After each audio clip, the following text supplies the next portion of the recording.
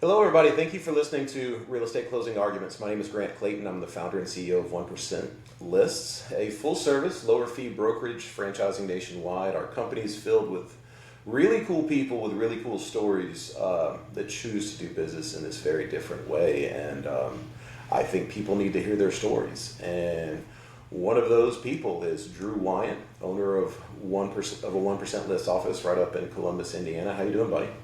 Yeah, doing awesome. Awesome, man. Ready to start your week. I guess it's Tuesday already. It's Tuesday. Yeah, it's off to the races. So You have kids, right? I do. Yeah, two kids. They're in activities, cross country. I help coach elementary cross country, Really? so the big time. Oh, that's awesome, dude. I've been like little league coach of just about everything that my kids have been into, and it's awesome. It's funny. Whenever we created the company, my line that I said that I wanted to do is I said I never want to do an open house. I never want to spend my weekends away from my kids. I want to either be playing golf or coaching little league or doing something family related all weekend. That's all I want to do. And I want something where leads chase me to where I don't have to chase leads, and that will just happen. Yep. And that was kind of the pilot episode Yeah. of 1% List. I was like, Yeah. can't I just do that? And somehow here we are, buddy. It's wild stuff. Yeah, similar thought. Because that's once you get into it, you realize that traditional real estate is you chasing people all the time, you chasing their schedules, and if you have young kids, it's a horrible lifestyle to live. So this has been much better. Yeah, I mean, it's different. If you like being busy doing deals, then it's great. But if you enjoy the chase, if you enjoy chasing leads and you enjoy all that stuff, then I guess it's different. But I don't think most real estate agents like that. I think we like being chased and pursued rather than being the ones that have to pursue. Yeah, no, I agree, and that's where this model allows you to run a business like a business, like every other business that doesn't have to operate at midnight just to close the deal because you have other deals, or you can get other business. So it allows you that freedom to say, hey, I'll call you back tomorrow. This is a tomorrow problem, or let's schedule that for Wednesday instead of hey, let me drop everything, get up from the table and go. Yeah. When did you get into real estate? What were you doing prior to that? So I was in healthcare for 10 years. So I did orthotics and prosthetics, so artificial limbs and braces. So I would treat patients, see them, measure, manufacture, start to finish, soup to nuts, make the device, fit it, adjust it, all custom fabrication. So it's a really interesting field because it just doesn't exist really anywhere in healthcare where your provider is actually making the device that you're going to be using. But it was just not for me. I never should have been somebody that went into healthcare. It just didn't vibe with me. So after 10 years, I was ready for a break. Didn't know what I wanted to do, but I knew I couldn't do that anymore. So December 2019, I was like, hey, I'm done. And part of it was I wanted to spend more time with my family, and I asked them if I could buy an extra week of vacation or take a week unpaid, and they said no after 10 years. And so I was like, well, I'm done. This isn't. So I quit, and then 3 weeks later COVID hit. So it actually the timing was about as perfect as it could have been to get out of healthcare. That's awesome. And so what was it like prior to joining us and opening up an office? Like, what was real estate life like? Like, were you successful? I can tell you, me and Kelly were awful. We did like a deal our first 6 months, something like that. It's pretty bad. Yeah. Might have been our first 9 months, to be quite honest with you. We were pretty awful. We were getting ready to flunk out until we started doing this. But it's funny, like we've attracted a wide range of people over the years. Some of them like super successful. They just want to do it different. Some of them not so. So what was it like for you? Yeah, and so I started out, I joined a team, and part of the reason I got into real estate is because we would buy a house, fix it up, live in it for 2 years, and then sell it. And we did that over and over and over and over. And we did it in 2020 after I had quit healthcare. I was just helping my wife out in her office, not really doing anything. And we had sold a house, and I had put everything into this house, and we sold it. And at closing, I made 30 grand, and the two agents also made 30 grand. And they had sideways pictures on Zillow, and we were still doing pen and paper for every piece of the deal, and it was terrible. And I was like, all right, like, is there a way to do this better? And so I spent some time trying to research it, but I didn't really know. And so I got into real estate March of 21, and joined a team. I think I did 13 deals my first year. Half of those were Zillow leads because they were on, they were a Zillow team. The other, was friends and family. But starting on that, I, was starting to test lower commissions. And so the next years would have been 2022. I got onto a relocation. So that was a big thing at my last brokerage, is you could get relocation. And what I realized doing relocation was, I was charging 3%, but I was paying 40% to the relocation company, and then I was paying 10% to our relocation company, and then I was still paying 20% to my brokerage. So I was making like 0.75% commission. Mm-hmm. And that was okay. For everyone thought it was fine for me to make less than 1% as long as I paid everybody else. But it proved that I could run a business making 1% on listings. And so that really got me thinking. Realize your story's a carbon copy of mine.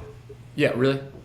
Yeah. So and so that's where I was like, well, I'll just cut. No, I was like, I'll just cut everybody else out and do it for 1%. Yeah. So, okay. So there's some differences, but then once we get into it, it's very, very similar. So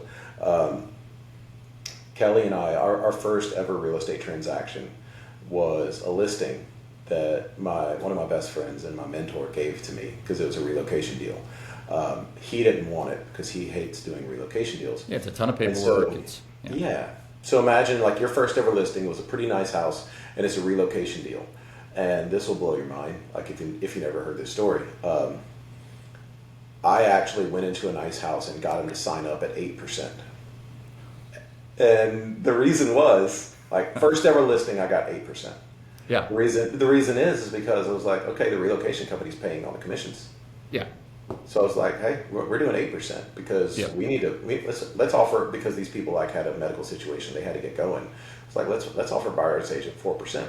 And the relocation company called me and they said, we'll only do 7%. And I was like, okay, still got 7% on my first listing. Yeah, 7%. Exactly. And so I can remember going so at my first brokerage, what they did was they never told you have to keep your fees high. There was none of that. Yeah. But what they did do was they wrote everybody's commission on this big, huge whiteboard. Mm. And everybody saw, oh my gosh, Grant and Kelly got their first listing.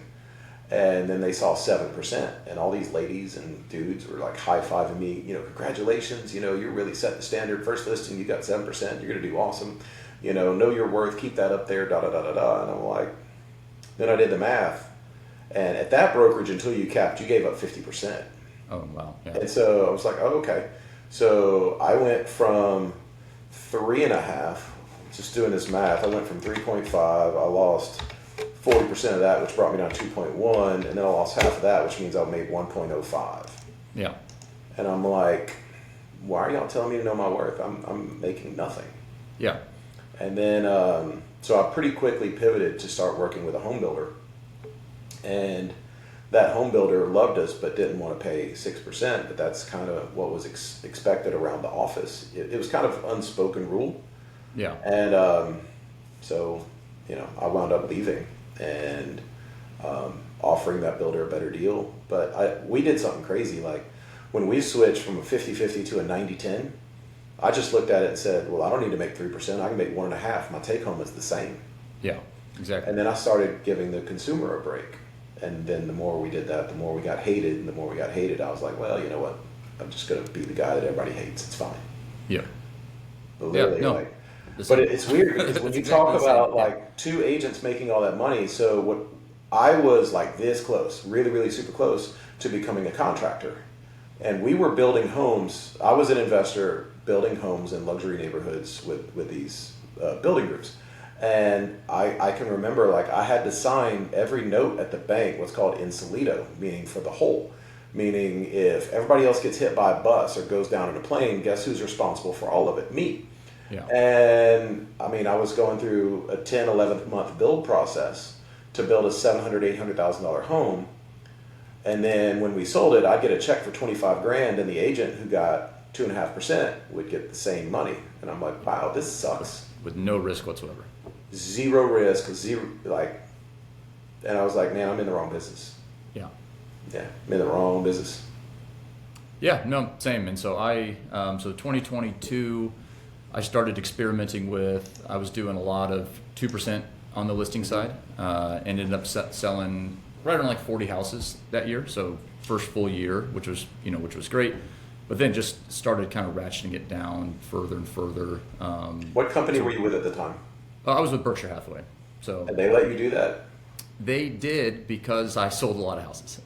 They didn't like it. And so 2023, I was 1.5% the whole year. Never charged more than that unless it was a relocation deal. But again, then was still only making 1%. And that year I sold 97 houses. And that's when it really started to take off in terms of people noticing that, because the other agents looking at the settlement statement, and so they're noticing what's going on. People in the office start not liking it, which again, What would they say to you? well, they wouldn't really say anything, but you just, you hear that, oh, well, you're only doing it because you're cutting commission. It's like, okay, it's yes, that's exactly how I'm doing it. I mean, Apple's only rich because they make awesome products. It's like- Yeah, Walmart's only, the Waltons are the 10 of the richest families in the U.S. because they sell stuff at lower prices. Nvidia. If you couldn't make all those chips, you would be. Yeah, they only made chips. Yeah, it's, I know, but yeah, so that was it, and I realized it's like, hey, I just sold in my third full year, just sold almost 100 homes, but that's when it really, I had taken a couple listings at 1%, and because I started to find out listing at 2%, if they knew another person or another agent, or they didn't think you were experienced enough, someone else would offer them 2.5 or 3, and there was still a chance you weren't going to get it. Yep. At 1.5%, that would still happen, because there were other agents that might come down to 2 or 2.5, and again, if it was their cousin, they were going to go with their cousin. Sure. But at 1%, I was starting to listen. Yeah, I've listed 6 or 7 real estate agents' houses at this, because they don't want to do it for that, so they just hire me. Yeah, it's a very common thing for us, where a real estate agent will reach out and say, hey, this is such and such with this big box brokerage. Do you have an office over here? Because I could charge a big fat referral, but then I got to pay taxes on that. Will you do it for 1%? Like, is that Yeah, what and they have to do the work, and they're like, I don't want to do that, so I'll just I'll just sell it. So. But yeah, so that's when it really, and then so that was 2023, early 2024. When did we meet? What's that? When did we meet? Late 2023. Okay. Because they had told me that I couldn't charge 1% anymore, and that I needed to be charging in line with every other agent in the office. And I said, do you think they regret that now? I don't know. I couldn't tell you. But so what I started doing was, I was like, okay, I'll charge 2.5%, but I'm going to rebate 1.5%, which is allowed in Indiana. I'm going to rebate 1.5% to my client back at closing. Yep. And then I started doing that, and then it was like February, and they're like, no, you can't do it. And then that's when I was like, all right, well, we'd already been talking for a couple months at that point, and I was just looking around, weighing different options, and then I, opened this in April of 24 up here in Columbus. How's business? It's good. Yeah. So we finished our. Hang on. I'm sorry to interrupt you, but before you answer that question, here's my question, because I see a lot of people around the country doing what we're doing, but they're not advertising it. They're not being vocal about it. They're not being loud about it. I can't imagine Berkshire Hathaway was letting you market that. So if they're not letting you market it, how were you getting so busy? Was it just like labor? Was it just like reaching out nonstop? Yeah, it was work. I was calling everybody all the time. I could go out and call people and go to places and talk to people one-on-one, that I would do this for 1%, 1.5%, or whatever it was. But I could never market it in terms of yeah, I couldn't put it on a flyer. I couldn't put it on, our, my Facebook, things like that. So that was all one at a time, making hundreds of phone calls, doing all of that. And that was just taking a lot. So that was 2023. I mean, I probably worked 14 hours a day, almost every day. Because I would start at 5:30 in the morning and I would end, most days at 10, 11 at night. Because you had to prospect that whole time. You had to do a lot to get the word out, to get the business. And your production's up now, right? Yeah. So last year I did 103 deals, and then this year I've closed 92. So you're on pace to do 135 this year? I could. I'm not. I could be. Yes. I've been able to build a group. So there's 10 of us now. Wow. To where I'm able, in the last week and a half, I handed out 4 referrals for listings. I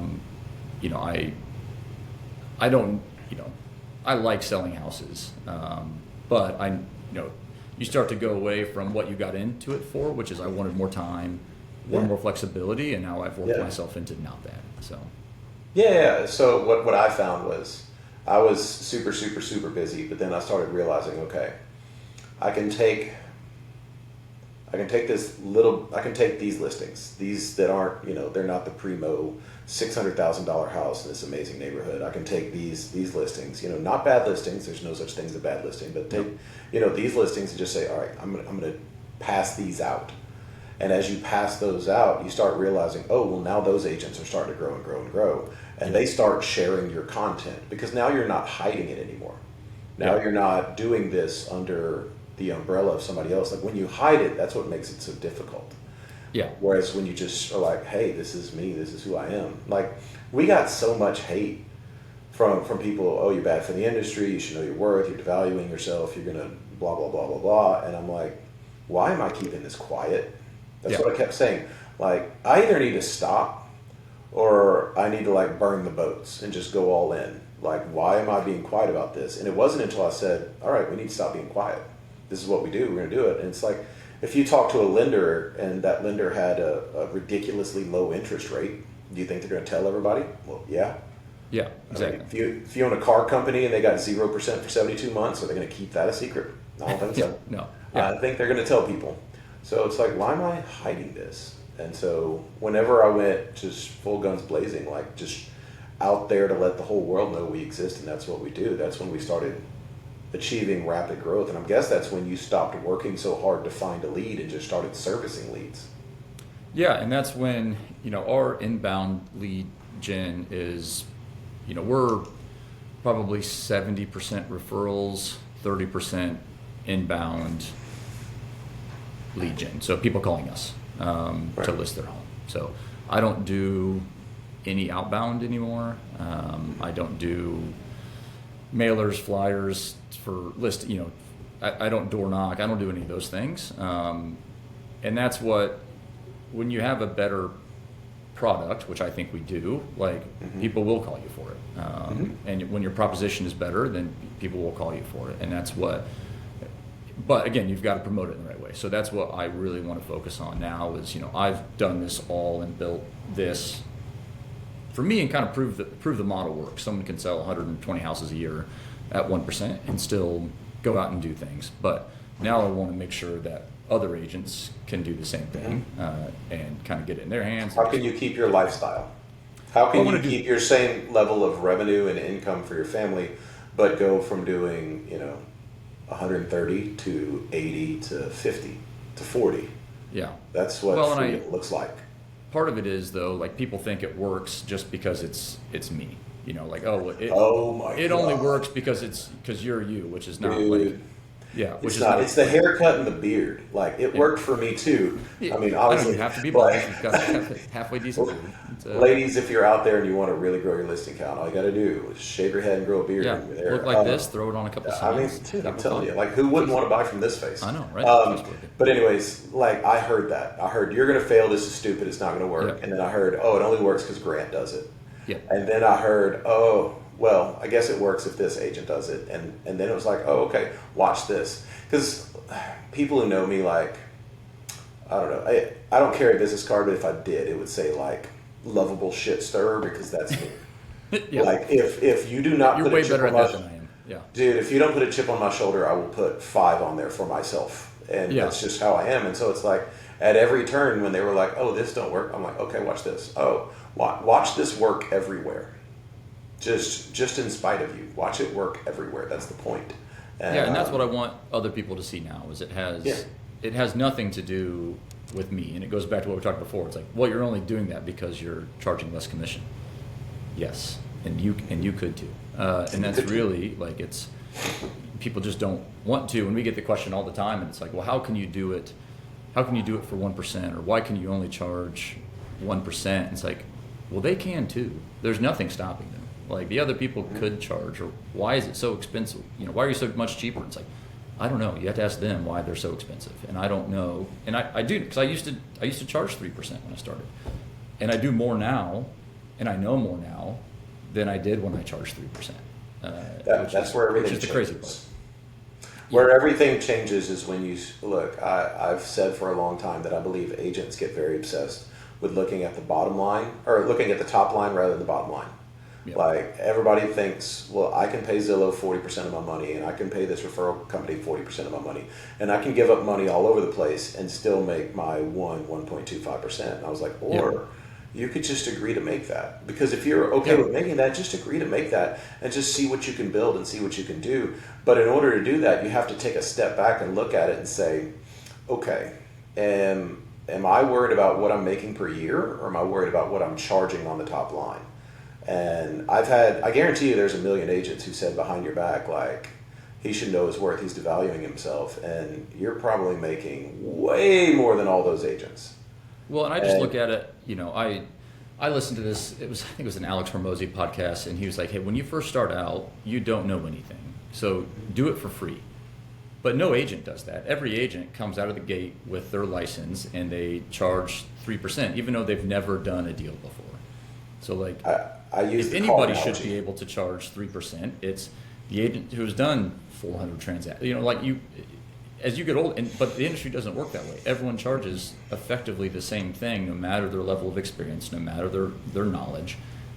And that's what gets me, is that people say know your worth, but you're saying you're worth the same as a brand new agent that's never done a deal. Like that's where it's just the entitlement of it all is crazy. And I'll tell agents all the time, like, if you're starting out and you want a listing in a neighborhood, do it for free. Like, it doesn't hurt me. It only, like, why not? You're learning. You're going to get a sign in the yard. Like, you don't have to make money. You're not entitled to make money on everything you do. You can look at every other industry. Like, there will be losses that your business will take as your personal business. And if you want to list a house in a really nice neighborhood and you just started out, tell them, hey, I've only done a couple listings. I think I can do great on your house. It's a great neighborhood. I'll do it for free because I want the experience, and I think I can do a great job for you. Yeah. And look, nobody does. And I use the car analogy. I was like, okay, so you have these agents that are like a legit Mercedes-Benz. And then you have all these brand new agents that they are like used 1980 Honda Civics at best. But they go park themselves on the Mercedes-Benz lot, and they're like, look at me, I'm a Mercedes-Benz. I'm like, no, you're not. And it's funny, like, since we started marketing nationally to open more offices and sell more franchises, we have all these real estate coaches who respond with this hateful BS on all of our sponsored posts. And I love it, and I invite them. I'm like, hey, I do a podcast. Why don't you come talk to me about it? But there's a problem, and I don't want you to get in trouble, so I'm not trying to get you into the weeds, but I talk about this a lot. I'm like, look, in Louisiana, which is my home state, it's 1,500 hours to get licensed to cut hair. Yeah. It's 500 hours to get licensed to do nails. And I can spend $300 and get my real estate license done online in a week.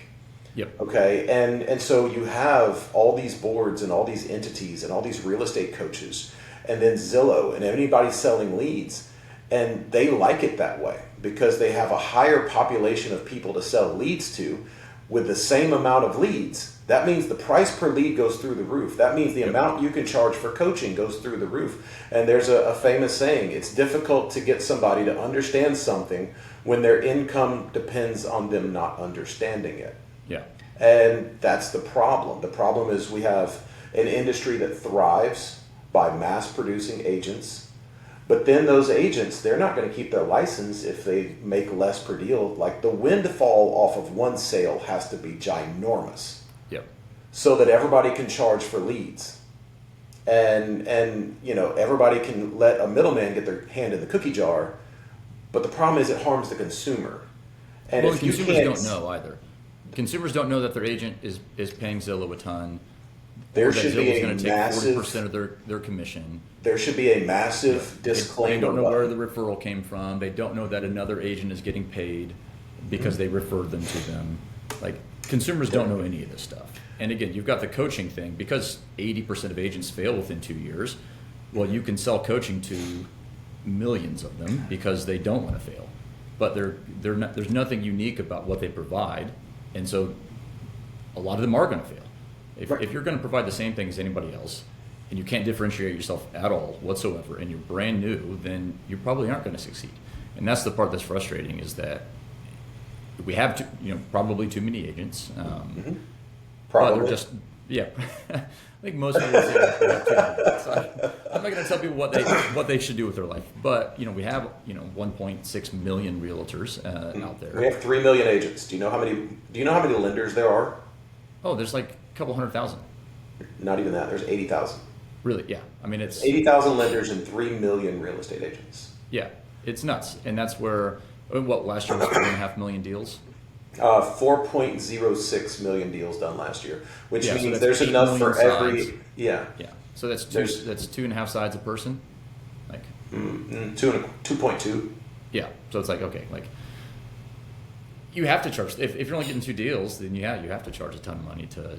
Well, and what I know, 70% didn't do any. So that's that's the other part of it. But this is the crazy thing. It's like, so what are you going to do? There's only so many agents because they can potentially make a bunch of money per deal.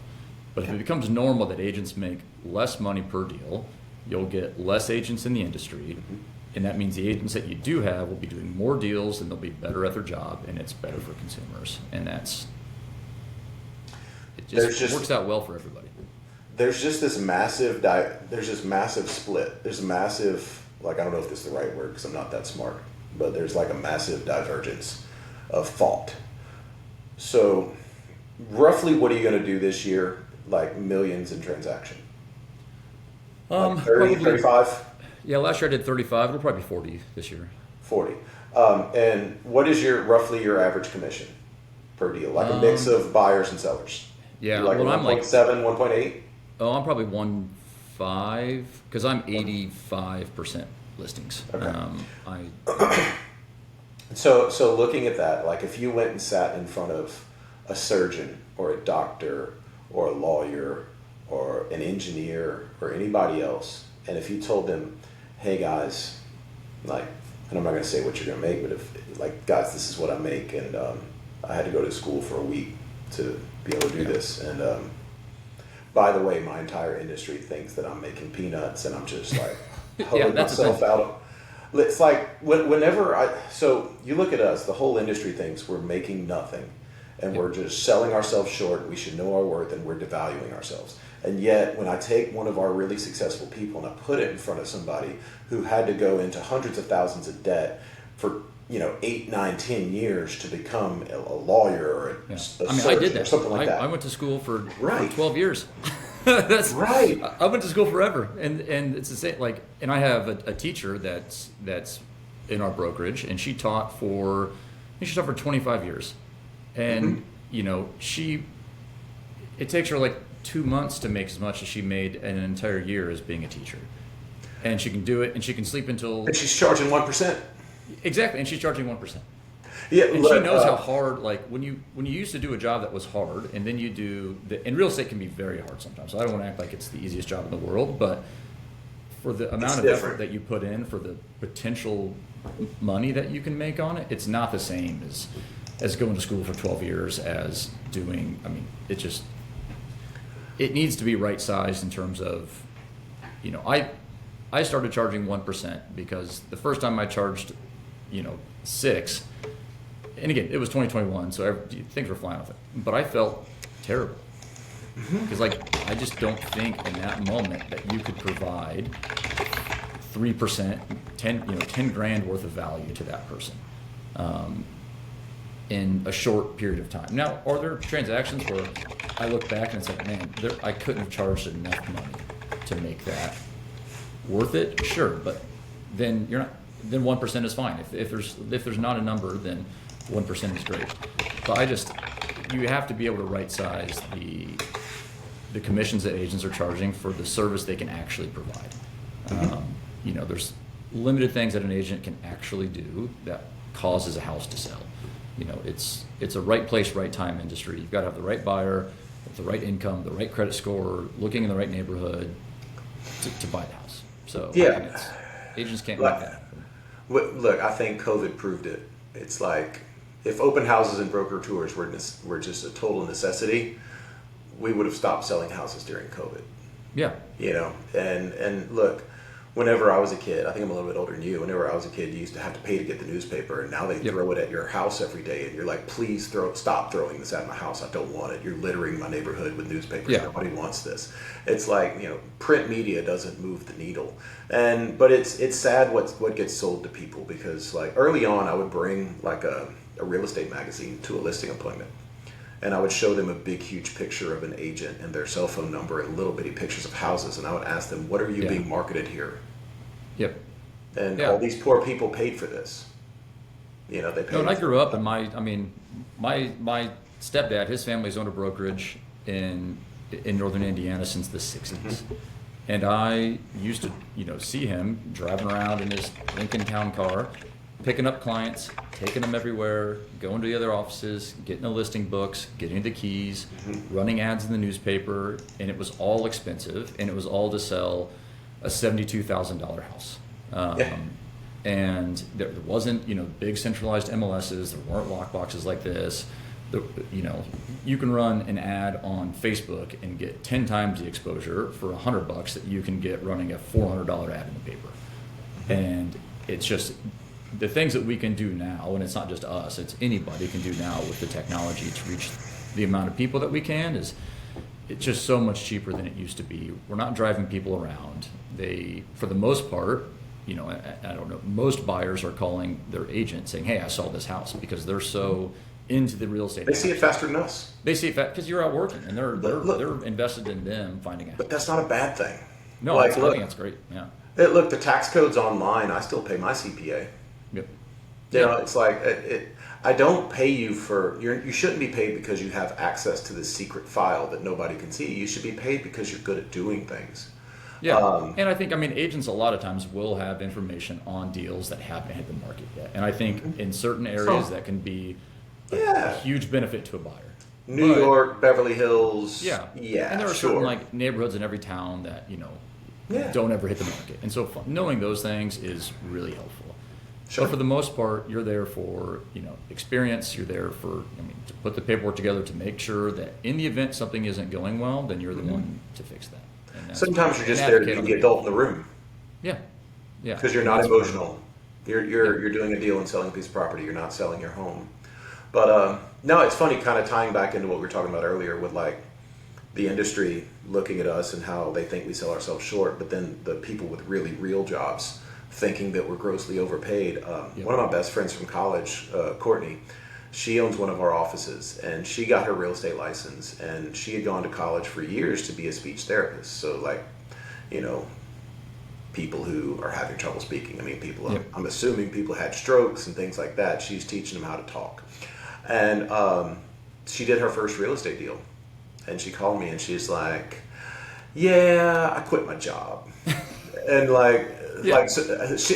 and look, I never watched Friends, but I jokingly, cause she loves Friends, and I jokingly say she's basically a real life Friends character. And she's like, yeah, so I quit my job. And I was like, you quit your job? And I'm like, you have a husband and 2 kids.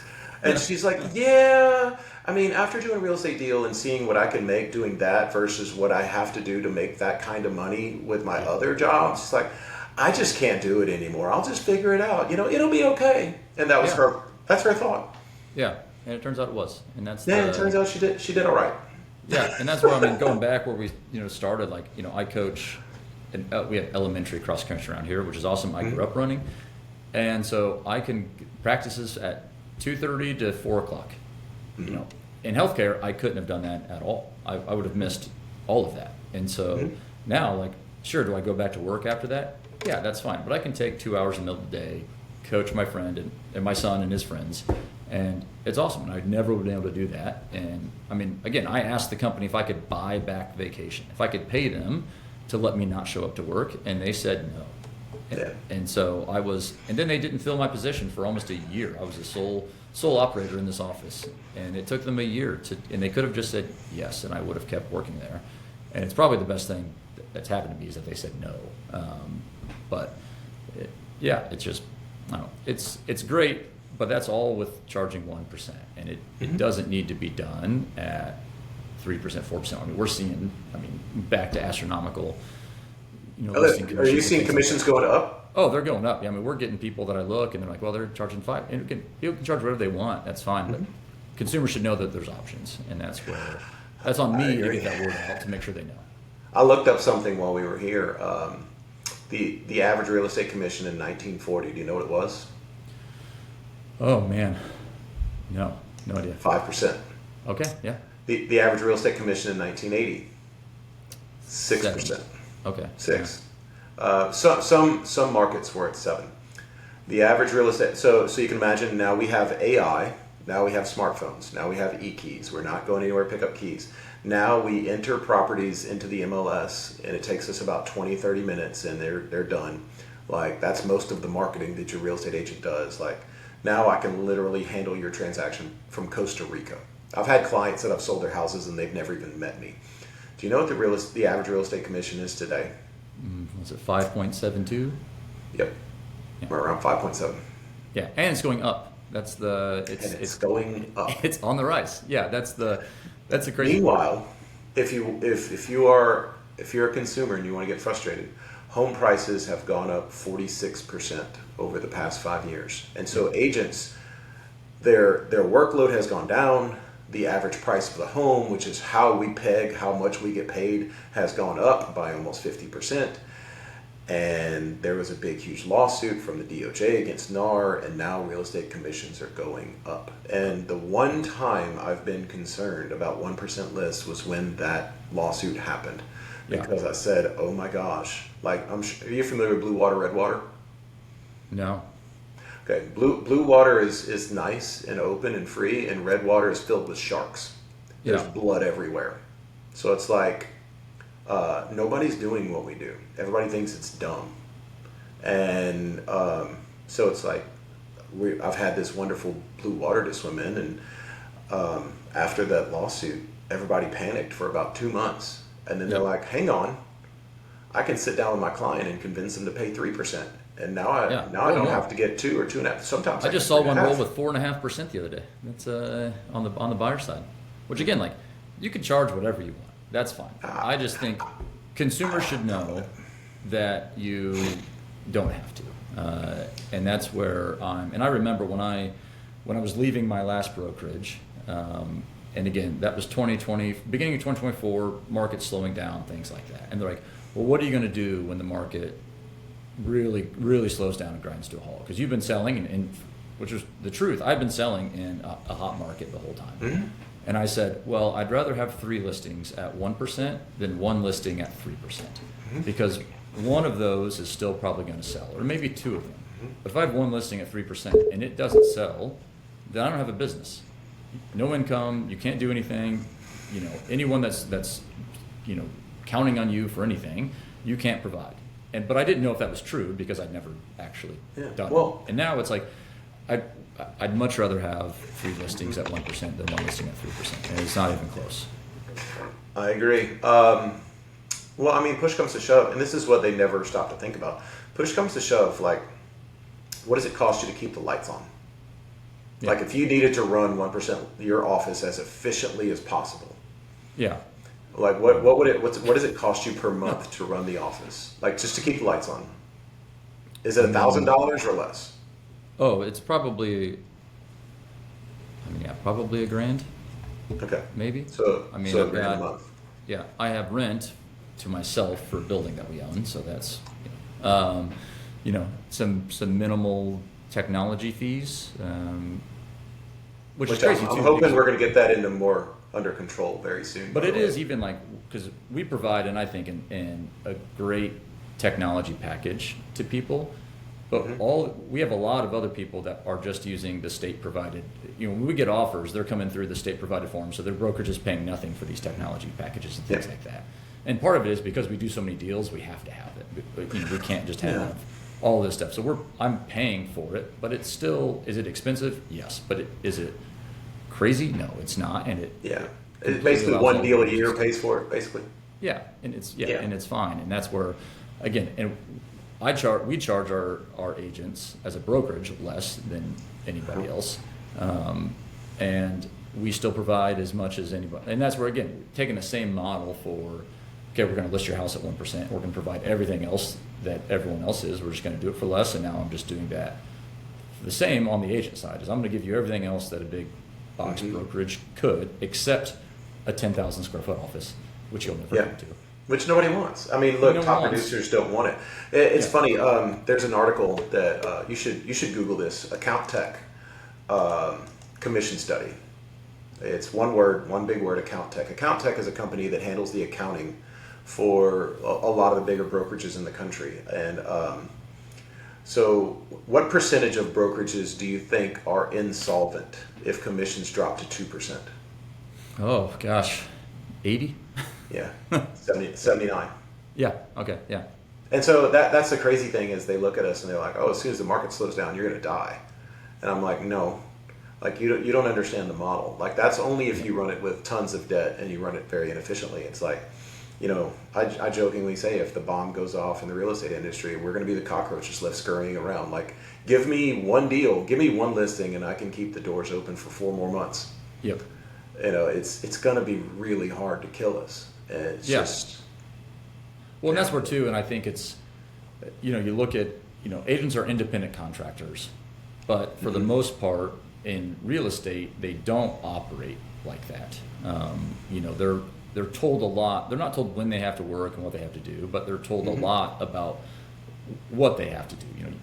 Pretty much you have to charge this. You have to do the systems this way, and we're going to actually, you pay us more, and we'll help you do what we're telling you have to do.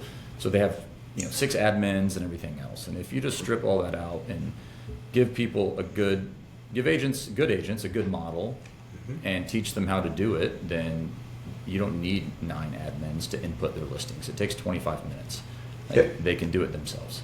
And that's where, it's just a much more streamlined way to do it. The software on the back end as far as paying out agents makes it really easy. It takes me, 10 minutes to go through and make sure all the documents are there, all the signatures are there, and cut a check, electronically. So You don't have to choose to be inefficient. no. But yeah, you would find that story very interesting. For those that have like office space at 2%, 88 of them are unprofitable if they have a retail location. Yeah. 88%. I mean, it's insane. And we have offices thriving at 1.6, 1.7. Like, we're probably one of the lowest, just because I'm so listing. I mean, I'm sure we're one of the lowest average commissions because I'm still the bulk of our business, and I, for the most part, I don't charge very much on the buyer side, and B, I just do mostly listings. So how many listings do you have right now? Me or as the brokerage? You. 18, 19. 19 active? Yeah, active, and then 13, 14 pending. So you got about, okay. So, effectively, that's what we saw with Stacia too, is Stacia was, she was doing about $5 million a year at roughly 2.5% at our old brokerage. She came to us and she immediately went from $5 million to $16 million, but her commission dropped to like 1.7. Yeah. Because now she's taking listings at 1% and buyers at 2.5. And then the following year, she went from 16 million to 34, but her average commission dropped to about 1.5. Yep. And so she went from 125 to over 500 GCI, but her average commission dropped from 2.5 to 1.5. And the reason is because it's like, at some point you have to make the choice. Do I want this buyer, or do I just go get 3 or 4 more listings? And then if I get a quick buyer, great. But otherwise, I would rather have the listings. And And the majority of my buyers are quick buyers. Yeah. Yeah. Otherwise, why do you want them? Yeah. People call me and they're like, "Hey, I want to go buy this house," and we'll go do it. I won't charge them very much commission because it's not very much work. Then it's essentially just a listing on that part, and then we can move on. They're happy, and especially when we still get into the rare house that is a multiple offer. In this case, we get, if my client really wants the house, like, we're not going to charge them very much commission because I want them to get the house, because it's just, they'll be happier, more referrals, everyone wins in that case. But on the listing side, we see it all the time where it's like, hey, will you do lower commission and we'll take your offer? And they're like, no, not at all. And their clients are losing these houses because their agents won't budge on commission. And they probably don't know that. But that's the stuff that still, and again, it's not happening a ton because we're not seeing that many situations. But it's so plain when you really think about it. Like, we sell houses faster than everybody charging more money than us. But it's not because we're better marketers. It's because when I slap a huge fee onto something, it gets harder to sell it. It's not hard, but it's, once again, it's difficult to get somebody to understand something when they think their salary depends on them not understanding it. It's very difficult. All right, I got to do my webinar in about 12 minutes, but I got 2 final questions for you. Future plans, future goals. What are you going to do? Yeah, so focused on growing the brokerage. So getting more. Do you have a number in mind, like how many productive agents you want? Is it like 25, 30? Probably 25 or 30, I think, is enough to service. I mean, we service a pretty big area. I've been, again, just to prove the model, like, I've been listing houses that are 3 hours away because I enjoy selling houses. And we go to some of these cities, and we did our first listing down near Evansville, Indiana, and we stuck a 1% list sign in the yard, and I got a call right away, and I was like, oh, sweet, this is great. And it was just a person saying, hey, I just want you to know, my agent told me it was illegal to charge less than 6%. So you might want to be careful because you could get in trouble. And I was like, well, okay. Like, that's, I jokingly tell people, Clayton Antitrust is named after me. My name is Grant Clayton. Like, exactly. Like, that's where I think I know how it works. You're being antitrust. You can't do this. It's like, we're the opposite of antitrust. Like, that's where the exact opposite of antitrust. Yeah. So we're focusing on expanding, getting some more, agents that can be productive, that want to be productive, and that see the, that really want to, our client first, that really want to do the best thing for their clients. And that's where Have you looked at opening other markets? And I don't mean like down the street. No. Because, I mean, look, you could always look and see, okay, who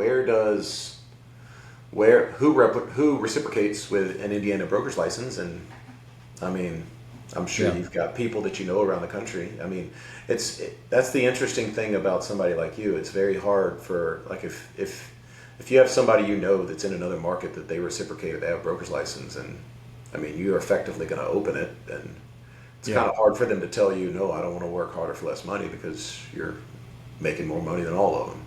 Yeah, and that's where haven't given that much thought. But part of it is, again, just kind of, and that's what I, have decided to focus on is, trying to get above the business a little bit more so I can. Get out there and I think I owe it to the agents that are working with me to promote the brand more and more, which, I haven't done a great job with because I'm, head down working and too busy producing. And so trying to get above that a little bit to help get the word out there, let people know that, because now we're getting hit with all of these, well, sure, you charge 1%, but I've been told that you charge all these other fees. And so getting above that when, we're one of the only brokers in town that doesn't charge a transaction fee. So everyone else here does. And so, like, getting that out, just, you can't always stay on top, ahead of those things, but just letting people know that, we do what we say we're going to do. We charge 1%. There's no other fees. Well, when you get to that point, at least you can rest on this and understand that you've basically won. It's just a matter of time, because when they understand that they can't shut you up and they can't hush you, and then they try to bash you in order to stay above you, they're convincing the public that you exist. They're talking about you, which is really all we want. Like, I had this fun conversation with a local agent down here the other day because a broker with Sotheby's called us parasites for doing what we do. And so I shared it, and she's like, I don't understand why you're talking about this. I was like, because it makes people talk about what's going on. And she's like, but I don't understand why you're wasting your time. And I was like, because, like, this is going to sound awful. I'm an attention whore. That's kind of my job. It's like, I need people to also bring don't understand how eyeballs. Facebook works. Like, they promote things with 1,000 comments on them. Like, Yeah, if it has exactly. 2 It's comments, like- no one looks at that. Yeah. Literally the day after, me and her have a 20 comment exchange about why I should stop talking about it because she thinks I'm wasting my time. And I'm like, no, I appreciate you continuing to go back and forth with me because you're helping me. And literally, I took a screenshot from Facebook the next day because Facebook sent me this thing saying, you know, your reach is growing, and so we are expanding your audience. And I'm like, thank you. Thank you. Yeah. And that's the... I appreciate it. I know. That's people don't, and that's where, like, and I'm not, like, you're much more willing to go out there. Sharp. But I did see that because I thought the parasite thing was funny because a parasite is something that lives off of something else, and I think you know I'm not gonna, but like we take the opposite of that. We take very little from our clients. You know, we're not taking everything from them, you know, in terms of commission. So I'll leave you with this very funny thing. Like there was an app called Clubhouse that I met up with all these brokers from New York, like New York City, New York, and I mean, you know, big personalities. Yeah. And they bumped into me, and one of them looked at my bio, and it said what I do. And then the next thing you know, they're picking me apart for what I do. And then I started picking back, and they realized, oh wow, this guy can hold his own. And so they started advertising Real Estate Fight Club, and they invited all their broker and agent friends to come after me. Yeah. And one of these ladies, I'll never forget, this wonderful older Jewish lady. Her name was Yara, and so you can imagine like the old coffee talk accent from Saturday Night Live. And she was like, I looked up your Zillow, and I don't see where you do anything. And I'm like, look, I don't care about Zillow. Like Zillow does not enter into my mind. I'm not a parasite living off of Zillow. Yep. Like what they do in their opinion of me doesn't matter. I'm going straight to the consumer. I don't need to go to the middleman. No, and that's what, you know, like, I feel lucky that I've got good relationships with everybody. At least I feel like I do. That's around here. But again, I don't ever begrudge anybody. Like, you can do whatever you want, and I'm going to do what I think is best, and that's it. As you should. All right, final thing. Then I got to bounce. Dude, there's a lot of people that failed doing this nationwide. You're one of the few that I think could have built something and just competed with me like crazy. What made you not do that? I mean, I looked at when I was. And what's something we could do better? Yeah. That's how I end all these things with what's something we could do better, but why did you decide this? Well, really, I thought you and I were seeing things the same way, or at least enough things the same way, and saw a direction to where it goes. And I don't need, my thing wasn't I want to start the biggest, discount real estate brokerage in the country. Like, that is not, I wanted to, at least locally here, give people a good option to not pay as much. And that's still, you're asking about, you're going to expand into other markets. Like, I don't know, because my goal is still here to give people enough of my time and attention and to provide a good service here. And so, I thought what all 1% lists provided was enough for me. I didn't need a bunch of hand-holding and a bunch of other thing else. The systems that we have are great, and they're improving. And just to be able to have input that's heard and to try, that's the big thing to me is pretty much how I got here was you just test stuff all the time and you figure out what works and then you can run with it. And that's where tell people they're not paying for my successes, they're paying for my failures. Yeah, and having we've got a lot of other people that are doing great in other markets, and so we can see and talk to them and say, hey, like, what's working for you, what's not working, have you tried this, and just kind of moving together in that direction. And it just didn't seem, I couldn't do it for what I pay. It was going to cost me way more money to do the same thing, and and take me more time. And it was the same with Sean Wallace. Sean said, look, I'm doing this already at a very high level, but he said, And he said, I'm doing this, I'm the best in my market doing this. And he said, the only way I can see myself not being the best in my market is if somebody my caliber opens one of your offices in my market. He said, then I might not be the best anymore in this market. And he said, that's what's making me buy it. It's not that I can't do it. Yeah. It's that I'll do it easier. I might save some money. It's going to grow faster, but also I don't have to look over my shoulder anymore. Yeah. No, and that's, to me, it was at the time, and I haven't looked again. To me, it was easily the best option for someone who wanted to do, because I could have just joined a cloud brokerage and tried to do it myself and everything, but it just didn't. That seemed confusing to people, and I just wanted to be really transparent about what we were, what we do, and go from there. Dude, I'm glad you did. What's something we could do better? I got literally a minute. What's something that we could do better? What will make your life easier? I know you've been a big advocate. You want Bold Trail back office, and that's. I'm trying to crack the whip on them and get them to be a little bit more responsive and do the right things, and but I think that's coming. But aside from that, just helping you control your costs, like what can we do better? I think the one thing I would like to see, and I've just been thinking about this, is, and it's small, but it's a problem that has come up quickly, is that we're always running out of signs. Because everyone's like, oh, I won't have more than 15 listings, so I don't need more than 15 signs. And it's like, you will. And so having a centralized place where we can quickly and easily order signs with really fast turnaround time would actually be like something. So we have that. That's actually, nobody ever reads their franchise agreement, but we actually have that. So we part of, yeah. I'm guessing you're laughing because, hey, that's me too. Hey, that's me. What is it, realtor? Exactly.